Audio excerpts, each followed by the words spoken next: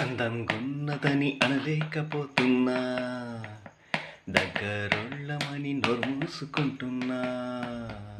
అందంగున్నదని అనలేకపోతున్నా, దగ్గరొళ్ళమని నోర్మూసుకుంటున్నా.